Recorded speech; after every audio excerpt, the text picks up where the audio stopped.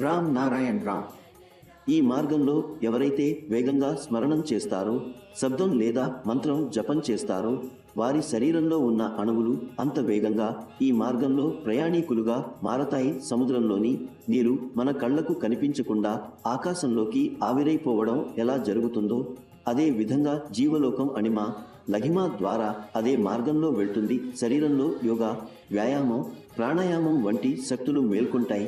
కొన్ని చర్యల ద్వారా సాధ్యం కానిది జపం ద్వారా సులభంగా సాధ్యమవుతుంది.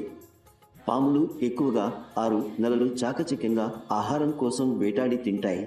మిగిలిన 6 నెలల పాటు తమ సాధన ద్వారా అవసరమైన ఆహారాన్ని సమకూర్చుకుంటాయి. ఇది కూడా వారి జన్మతోనే ఉన్న యోగ ప్రక్రియ. వారు తమ నాలుకను నోటి లోపల ఒక ప్రదేశంలో ఉంచుతారు. ఆ నాలుక ద్వారా ఒక రకం రసం ఉత్పత్తి అవుతుంది. ఇది వారికి బతికేందుకు అవసరమైన ఆహారం అందిస్తుంది.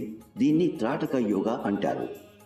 ఇది అందరి లోపల ఉంది. పరిస్థితుల ఆధారంగా వాటిని మేల్కొలపాలి. తేలికగా ఆహారం లభిస్తే ఈ రకమైన అధిక కష్టంతో సమయాన్ని వృధా చేయడం వేరే ప్రయోజనం ఉండదు.